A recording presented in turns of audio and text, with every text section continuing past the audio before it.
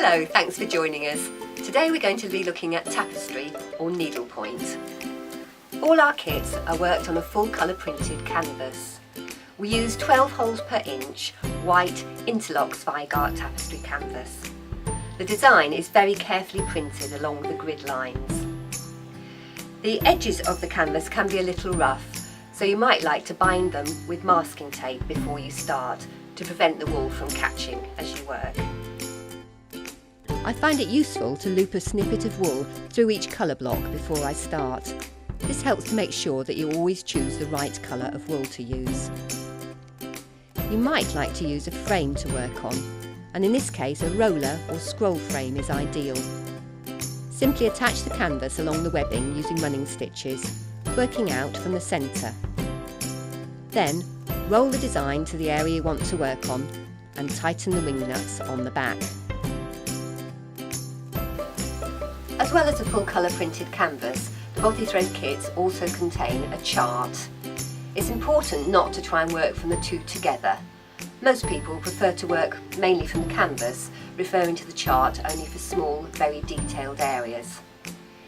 If you are approaching tapestry from a cross-stitch background, you might prefer to use this as a counted chart, and in fact the best thing then is to use the plain side of the canvas to work on.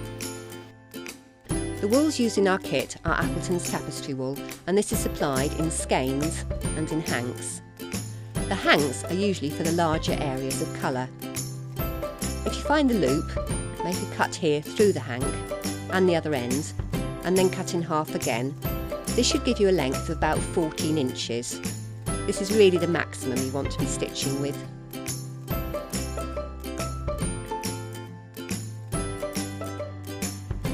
Likewise, when taking a colour from a skein, simply pull out a length of about this. Before you start stitching, you'll need to decide which stitch you're going to use. If you're working a picture, you might find it easiest to work a half cross stitch. If the piece is going to be used for upholstery or to make a cushion, you'll find that continental or tent stitch is more appropriate. There are two ways of starting off. Either bring the needle up from the back through one of the holes and leave a few centimetres of wool loose. This can be caught down with your first few stitches as you work. We'll carry on now working the half cross stitch. So we make a diagonal stitch along the front and a small vertical stitch on the back. Try to keep the tension even and don't pull the stitches too tightly. This half cross stitch is ideal for a picture. It uses less wool than the other stitch that we are going to show you and is less hard wearing, but it is slightly easier to work.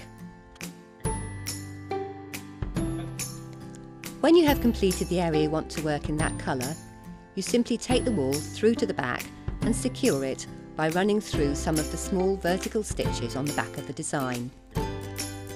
Alternatively, you can start off by using a waist knot.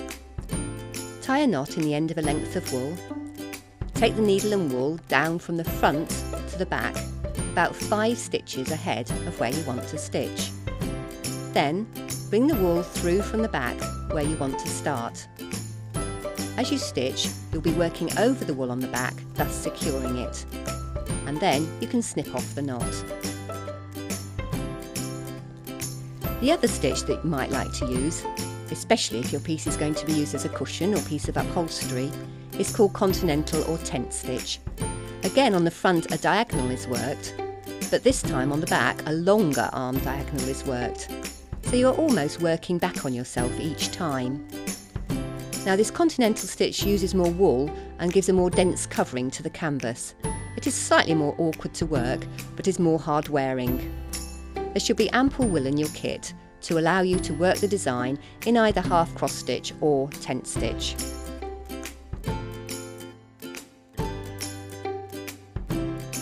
The other thing that you might like to consider is to work lighter colours first. This can become a problem where a very light and dark colour meet. For example, here it would be better to work the white first. If you had worked the dark blue background first, then there would be a danger of wisps of the dark blue being drawn into the white as you worked the bird. Thanks for watching and happy tapestry stitching!